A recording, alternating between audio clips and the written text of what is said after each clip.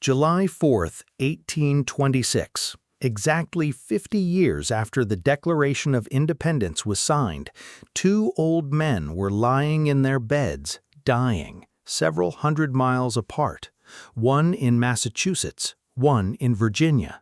They were the last surviving founders. They had been close friends, then bitter enemies, then friends again. Thomas Jefferson died just after noon. John Adams followed later the same evening, not knowing Jefferson had already gone. His last words were, "Thomas Jefferson survives." He was wrong about the man, but he was right about the idea. 250 years later, we trace what happened to that idea, where it traveled, who carried it, and why it is still here. Before 1776, the continent was already home to tens of millions of people. The Haudenosaunee had a governing confederacy. The Cherokee farmed and governed under a system of law. The Pueblo peoples lived in stone cities that had stood for centuries. This was not an empty land waiting to be discovered. When Europeans arrived, that world collided catastrophically with theirs as disease traveled faster than settlers. For nearly 160 years before the Revolution, 13 separate colonies clung to the Atlantic coast. Massachusetts was built by Puritans, Virginia by a joint stock company looking for profit, Pennsylvania as a Quaker refuge, and South Carolina on rice and the labor of enslaved Africans. The one thing they shared was a king 3,000 miles away, and by the 1760s, a growing feeling that the king was asking for too much. Tensions boiled over when Britain imposed taxes on paper and tea to pay off war debts. Colonial merchants boycotted goods, and lawyers wrote pamphlets demanding liberty. On March 5, 1770, 5 colonists were killed in the Boston Massacre. 3 years later, in December 1773, a group of men dumped 342 chests of tea into Boston Harbor. Parliament responded with the Intolerable Acts, closing the harbor and revoking local charters. Instead of isolating Massachusetts, it united the colonies. Delegates met at the First Continental Congress in 1774. On April 19, 1775, shots were exchanged at Lexington and Concord, launching a war. Congress appointed George Washington to command the Continental Army. Thomas Paine published Common Sense, convincing thousands that an island shouldn't rule a continent. On July 4, 1776, Congress approved the Declaration of Independence, written by 33-year-old Thomas Jefferson. It declared that all men are created equal with unalienable rights to life, liberty, and the pursuit of happiness. The Revolutionary War was a grueling trial. Washington kept his desperate army alive with a surprise victory at Trenton on Christmas night 1776 after crossing the ice-choked Delaware River. A major turning point came at Saratoga in 1777, securing French military aid. By 1781, British forces surrendered at Yorktown. After winning independence, the young republic nearly collapsed under the weak Articles of Confederation, which lacked the power to collect taxes or enforce laws. In the summer of 1887, 55 men gathered in Philadelphia to write the United States Constitution. They forged hard-fought compromises, establishing a federal government built with checks, balances, and an amendment process designed to fix its own flaws. The system faced its first grand test in 1800 when John Adams peacefully handed executive power to his political rival, Thomas Jefferson, following a bitter election. As the nation expanded westward with the Louisiana Purchase in 1803, industrial innovations like the cotton gin expanded the devastating institution of chattel slavery.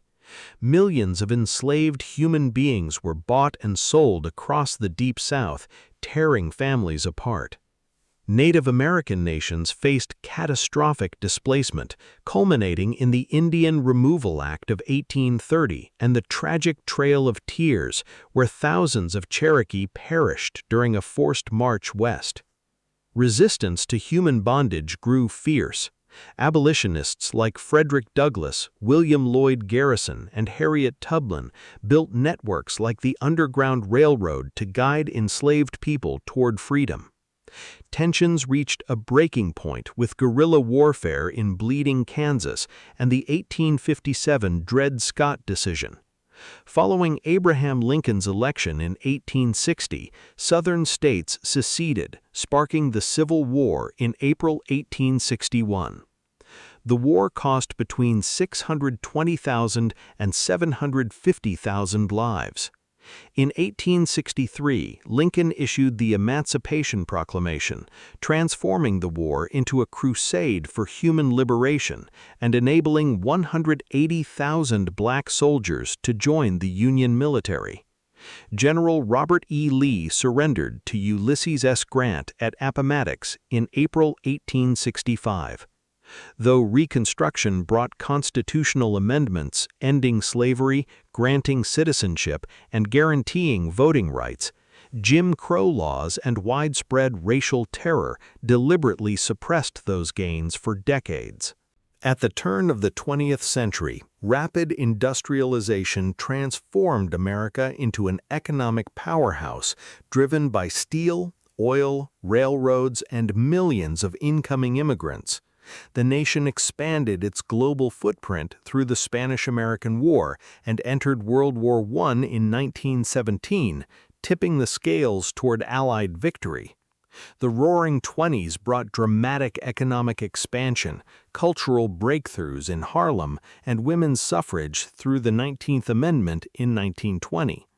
The prosperity vanished with the stock market crash of 1929 and the Great Depression.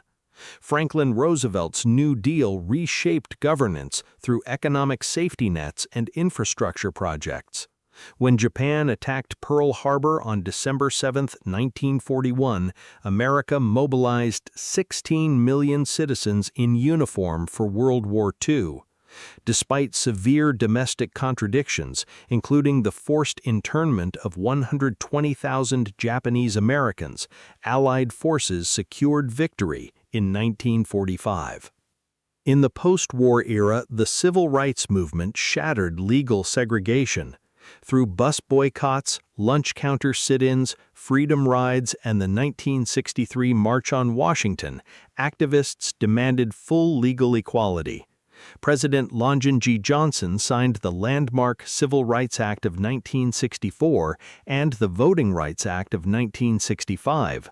Simultaneously, the country experienced deep political fractures over the Vietnam War, social unrest, and the Watergate scandal, leading to President Richard Nixon's resignation in 1974. The conclusion of the Cold War and the fall of the Berlin Wall in 1989 positioned America in a rapidly evolving, interconnected global economy. Modern challenges soon followed, from the catastrophic attacks on September 11, 2001 and subsequent foreign wars to the 2008 financial collapse, the election of Barack Obama as the first black president, and sweeping technological transformations. Through centuries of conflict, internal reckoning, and perpetual growth, the foundational national experiment endures, 250 years old, still standing, and still becoming.